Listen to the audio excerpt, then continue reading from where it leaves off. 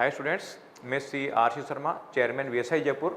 और आज आप लोगों के साथ में डिस्कस करने वाला हूँ सीए इंटरमीडिएट का जो पेपर नंबर 1 है, एडवांस्ड अकाउंटिंग। इस एडवांस्ड अकाउंटिंग का ABC analysis and short circuit strategy. जैसा कि आपको पता है, ये पेपर काफ़ी लेंदी है।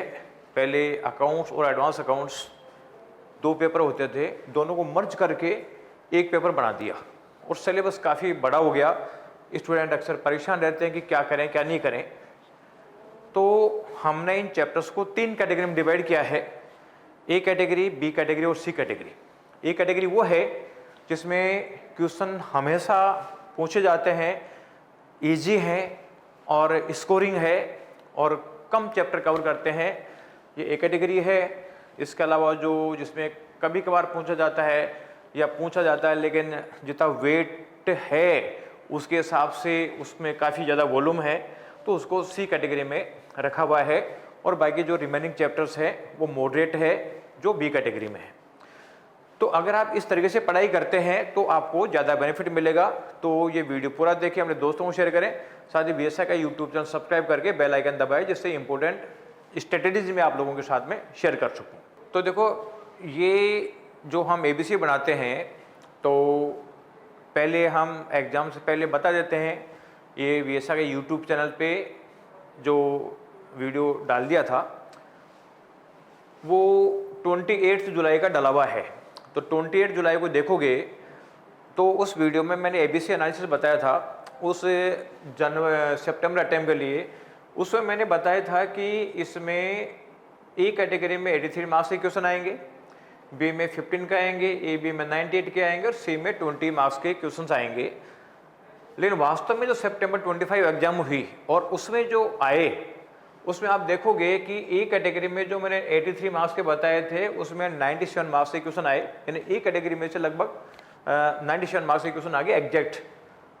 यहाँ 15 के बताए थे 11 के आए, तो टोटल 98 के बताए थे 108 के क्वेश्चंस ए और बी कैटेगरी में से आए हैं। और सी कैटेगरी में 20 के बताए थे, उसमें से 10 मार्क्स के क्वेश्चन आए। तो कुल मिला के अगर आप पूरा पेपर कर सकते हो तो बहुत अच्छी बात है, लेकिन पूरे पेपर को ढंग से नहीं पढ़ सकते, पूरे चैप्टर ढंग से नहीं पढ़ सकते, तो अगर आप पहले ए कैटेगरी, उसके बाद बी कैटेगरी, उसके बाद में सी कैटेगरी पढ़ेंगे तो सिंपल सी बात है कि बहुत ज़्यादा अच्छा स्कोर कर पाओगे। क्योंकि ए कैटेगरी के चैप्टर को अच्छी तरीके से प्रिपेयर करना जरूरी है। अदरवाइज अक्सर बच्चे बहुत सारा मैटर पढ़ लेते हैं, बहुत सारा मैटर पढ़ते हैं तो वो दिक्कत करता है। इवन आपको बताऊं, ये अकाउंट्स का जो पेपर है एडवांस अकाउंट्स का, इसमें केवल एसएम पढ़ लो, कुछ मत पढ़ो, केवल स्टडी मटेरियल पढ़ लो, उसके बाहर की क्वेश्चन करने की जरूरत ही नहीं है, तो भी आप आराम से मतलब जो है 90-95 मार्क्स का स्कोर कर सकते हो। होता क्या है कि पता चलता है कि बहुत सारे लोगों ने क्वेश्चन बैंक बना रखे हैं, आरटीपी एमटीपी सेट को मिक्स कर लिया, अब उसमें अननेसेसरी वही क्वेश्चन रिपीटेशन में आ रहे हैं। और उसकी वजह से होता क्या है कि जितने टाइम में हम मान लो इसमें 20 चैप्टर फॉर एग्जांपल, तो 20 चैप्टर में से पता चलता है कि साहब डबल पढ़ने के चक्कर में 10 चैप्टर ही हुए। और अगर मान लीजिए मैं केवल एसएम पढ़ते तो हो सकता है पूरे 20 हो जाते।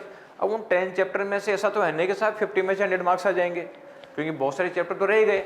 तो बेटर है कि एसएम ढंग से कर लोगे तो नंबर ऑफ चैप्टर ज़्यादा कवर कर पाओगे और उसका अच्छा रिवीजन कर पाओगे, अच्छे कंसेप्ट क्लियर कर पाओगे। क्योंकि कम पढ़ोगे तो क्वालिटी पढ़ोगे, ज़्यादा पढ़ोगे तो क्वांटिटी पढ़ोगे। तो क्वांटिटी से कोई मतलब नहीं है, क्वालिटी से मतलब है कम से कम जिन चैप्टर के क्वेश्चन आए हैं तो करने की पोजीशन में रहो। तो मैं तो बता रहा हूँ कि ए कैटेगरी के चैप्टर भी कर लोगे तो ये मान लो कि आप आराम से मतलब 90-95 के आसपास लाने की पोजीशन में हो।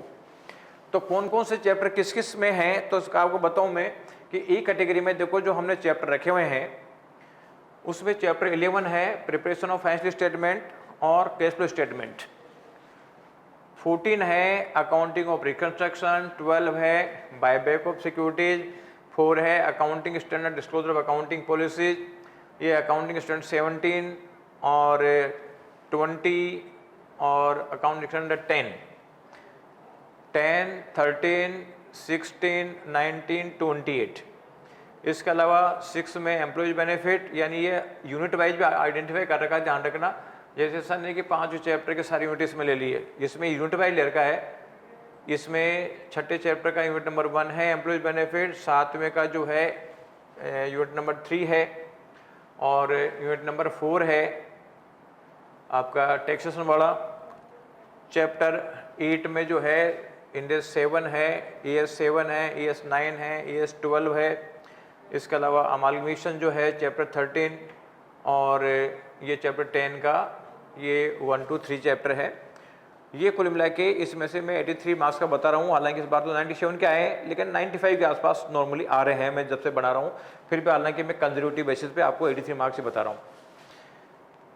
बी कैटेगरी में आप देखोगे तो चैप्टर 2 में जो चैप्टर 2 में यूनिट 2 है, framework of preparation of present final statement, sorry chapter number 2 है। चैप्टर नंबर ये यूनिट नहीं है, चैप्टर ही है।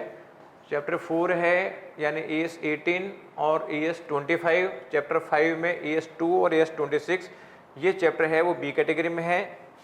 और सी कैटेगरी में रिमेनिंग चैप्टर है जिसमें ब्रांचेज है। ब्रांचेज मान कि 6 मार्क्स का क्वेश्चन हमेशा आता है, लेकिन सी में इसलिए रखा हुआ है कि जितना इसका साइज है उसके हिसाब से इसका वेट नहीं है और ये ऑप्शन में निकल जाता है, तो नॉर्मली 6 क्वेश्चन आता है इसका।